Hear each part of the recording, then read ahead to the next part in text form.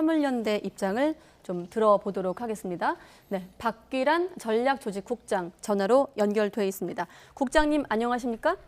예, 반갑습니다. 네, 일단 저희가 지난번에 한번 전화 연결을 해서 들어봤었는데 지난번 1차 교섭 때 분위기부터 한번 여쭤볼게요. 어떤 분위기였습니까?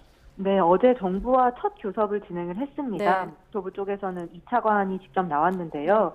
사실 교섭 당시부터 저희가 보기에는 좀 정부가 교섭에 대한 의지가 없지 않나 네. 이런 판단이 들었어요. 어제 교섭에서 사실 화물연대는 이런 입장차를 좁히기 위한 구체적인 논의를 제안했습니다만 네. 국토부에서 국토부가 조율할 수 있는 것은 아무것도 없다.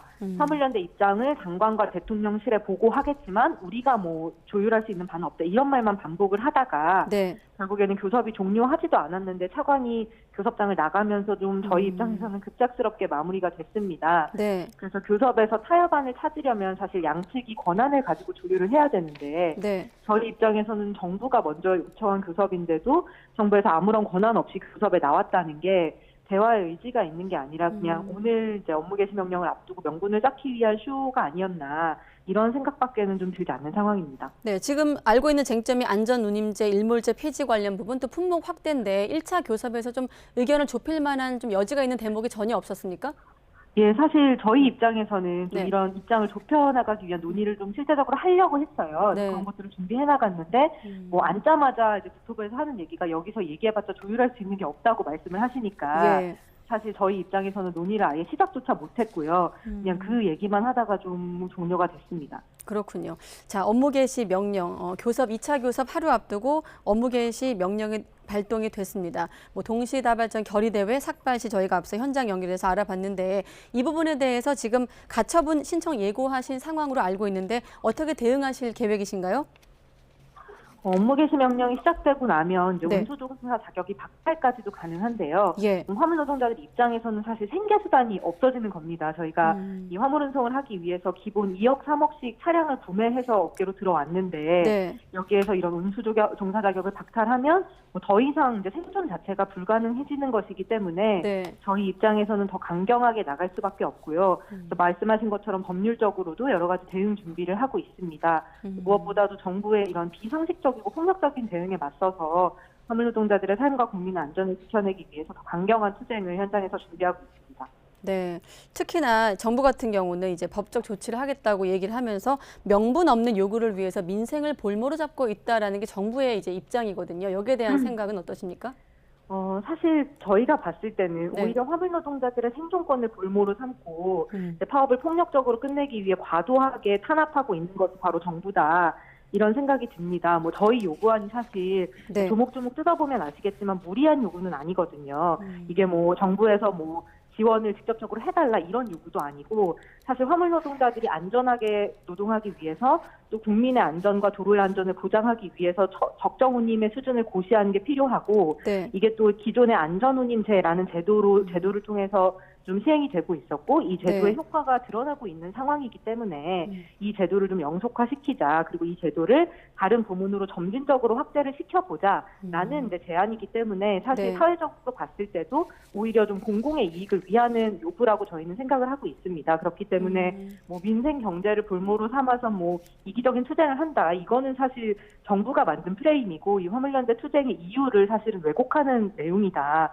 오히려 국민의 안전을 지키기 위해서 화물 노동자들이 좀 정말 사람답게 일하기 위한 최소한의 조건을 만들자는 게 저희의 요구라는 거를 네. 좀 이번 기회를 빌어서 다시 말씀드리고 싶습니다. 네, 화물연대 입장에서 법적인 조치를 한다면 한 가지가 이제 가처분 신청일 거고 또 한 가지가 업무 개시 명령에 대한 정당성에 대한 문제 제기 아니겠습니까? 예, 뭐 헌법이라든지 근로기준법을 근거로 주장하고 있는 걸로 알고 있는데 여기에 대한 좀 설명을 해주시죠.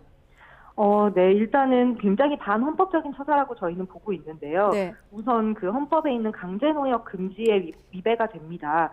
그 형사적이나 행정적인 제재를 통해서 노무 제공을 하는 게 강제할 수 없게 규정이 되어 있기 때문이고요. 네. 그리고 이 업무 개시 명령의 조건이 사실 굉장히 지금 모호합니다. 뭐 집단으로 할 경우 국가 경제에 커다란 지장, 심각한 위기, 상당한 이유 뭐 이런 구절들로 다 규정이 돼 있는데 사실 딱 들어봤을 때도 형사처벌까지 가기에는 굉장히 명확하지 않은 규정이기 때문에 네. 대형 법정주의에 위반된다. 그리고 의료법이나 약사법의 유사제도와 비교를 해봤을 때도 예. 이 화물운수사업법의 이 업무개시 명령은 굉장히 추상적이고 모호하기 때문에 이걸 근거로 형사법 처벌까지 하는 것은 좀 부당하다는 입장이고요. 네. 또 정부가 아주 직접적으로 개인의 행동을 규제하고 이걸 위반할 경우에 종사 자격까지 취소하는 방식으로 아예 생계수단을 박탈하는 거기 때문에 네. 직업 선택의 자유라든지 평등권, 행복추구권, 일반적인 뭐 행동 자유권 이런 것들에도 헌법에 위반된다고 보고 있습니다.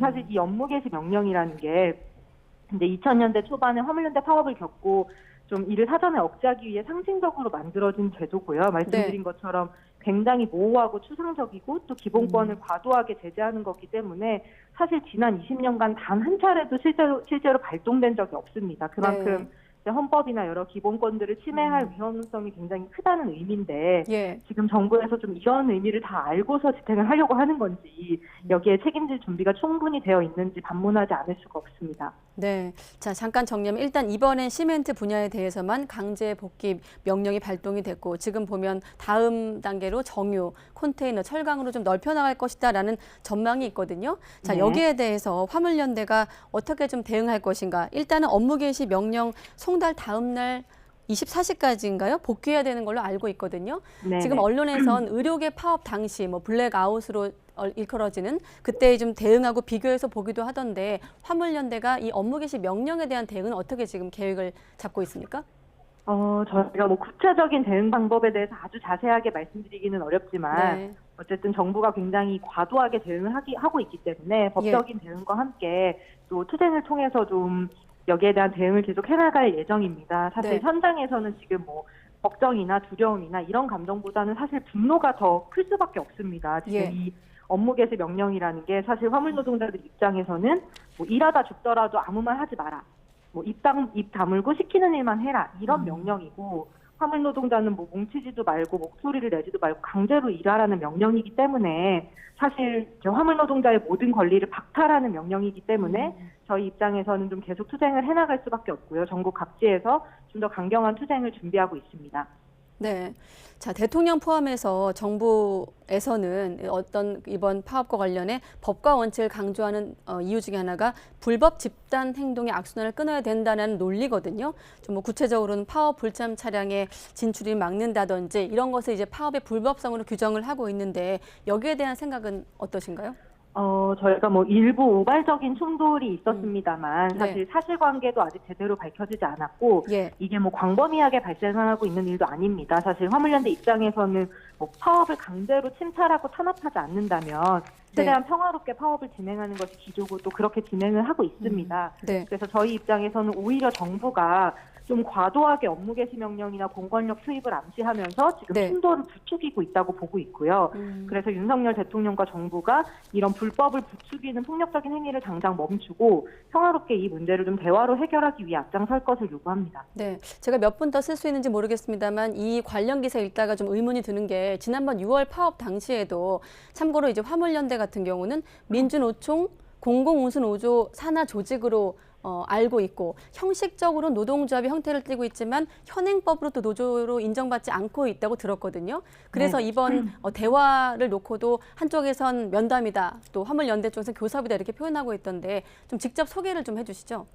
네, 저희가 지금 화물 노동자들이 노동법상 특수고용 노동직으로 분류가 되어 있기 예. 때문에 일반적인 노동자로서의 권리를 보장받고 있지 못합니다. 그래서 사실상 법적으로 따지면 법의 노조이지만 사실 저희가 봤을 때는 일반적인 고용된 노동자와 비슷한 방식으로 네. 사측에 종속돼서 노동을 수행하고 있기 때문에 사실상 노동자로 봐야 된다는 입장이고요. 예. 사실 이런 정부의 태도에 대해서는 저희 입장에서는 정부가 말씀하신 것처럼 계속 화물 노동자들을 노동자라고 규정하지 않고 네. 개인 사업자로 규정하고 있고 그래서 저희의 이번 파업에 대해서도 굳이 집단적인 운송 거부라는 표현을 쓰면서 절대 파업이라는 말을 쓰고 있지 않아요.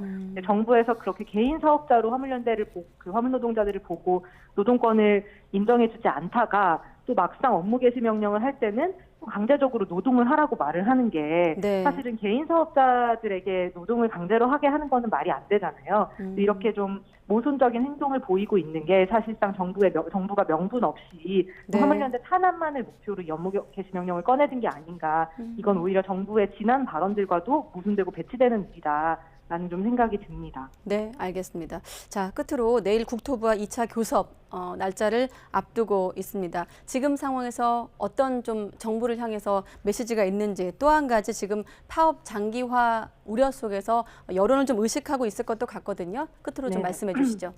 네, 저희는 늘 그렇듯이 대화에 좀 열려있는 자세로 참여하려고 하고요. 타협점을 찾기 위한 여러 가지 노력을 기울이고 있습니다. 네. 그런데 이제 사실 이걸 계속 거부하는 것이 정부이기 때문에 정부가 먼저 대화의 의지를 보여야만 좀 합리적인 수준의 논의가 가능할 것이다 라는 입장을 말씀드리고요. 마지막으로 사실 저희 역시도 경제 타격에 대한 우려가 굉장히 큽니다. 그러나 국민의 안전보다 기업의 비용이 더 중요하다고 생각하는 정부에 맞서서 그 문제를 해결하기보다는 네. 오히려 부추기고 악화시키면서 오히려 자신들의 정치적 목적을 위해서 파업을 활용하는 이 정부 여당에 맞서서 도로의 안전, 국민의 생명을 지키기 위해 투쟁에 나설 수밖에 없었던 화물노동자들의 사정을 좀 국민 여러분들이 이해해 주시기를 부탁드리면서 마무리하겠습니다. 네, 알겠습니다. 2차 교섭 내용까지 좀 지켜보겠습니다. 화물연대 박귀란 전략조직국장이었습니다. 국장님 고맙습니다. 네, 감사합니다. 네.